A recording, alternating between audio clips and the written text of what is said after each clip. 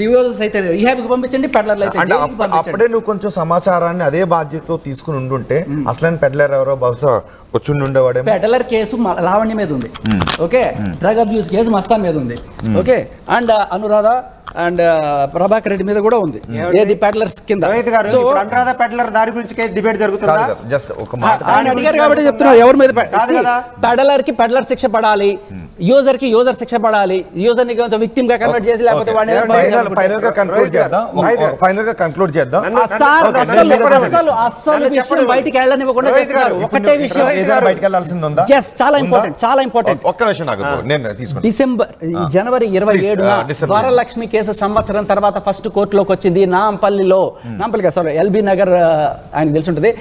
ఆయన మీరు వెళ్ళుంటారు కదా, ఎక్కడ సార్? ఏది? ఎల్బీ నగర్ లో మొన్న 27న వచ్చింది.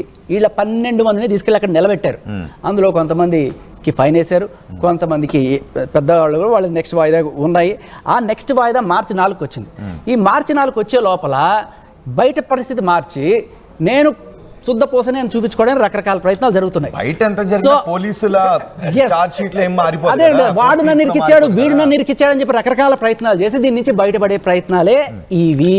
ఇవన్నీ జరుగుతున్నప్పుడు మళ్ళీ ఒక డ్రగ్ పార్టీని ఎస్టాబ్లిష్ చేయడం ఎందుకు? ఆల్రెడీ ఒక కేసు నడుస్తుంది కదా, అది అయిపోతుంది. చాలా ఇంపార్టెంట్ విషయం ఏంటంటే సుముటోగా ఎవరు ఇప్పుడు నేను చేయిస్తాను రండి సార్ డ్రగ్ టెస్ట్ అంటే ఎవరైనా రావచ్చు.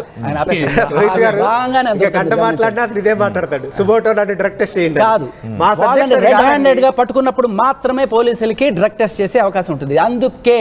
అందుకే అడుగుతున్నాను, ఇంత దమ్ముండి బయటకు వచ్చి తొడగొట్టి ఛాలెంజ్ చేస్తున్నారు కదా, దమ్ముంటే ఛాలెంజ్ చేస్తారు. ఒక్క నిమిషం శేఖర్ భాష, ఫైనల్ కంక్లూడ్ చేద్దాం. Okay, let me complete. Okay, ఇందులో ఓకే మీరు అడగాల్సిన అడిగేస్తారు. Thank you. మళ్ళీ మన ఇద్దరం కూర్చుందాం, వాళ్ళకి కూడా ఇబ్బందిగా ఉంది పాపం. మళ్ళీ ఫైనల్ గా ఇంతకీ కంప్లైంట్ చేస్తున్నావా శేఖర్ భాష? ఈరోజు బిజీ ఉంటాడు.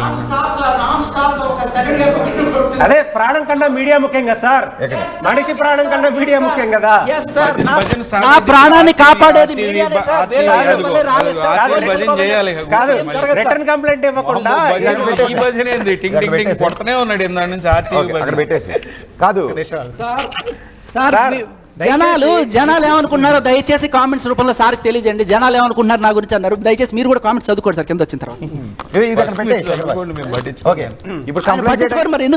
ఈ రోజు కంప్లైంట్ చేయడానికి వెళ్తున్నావు, రేపు కంప్లైంట్ చేస్తావా? ఈ రోజు కంప్లైంట్, రిటర్న్ కంప్లైంట్ ఎయిర్పోర్ట్కే వెళ్ళేది ఈ రోజు. ఓకే.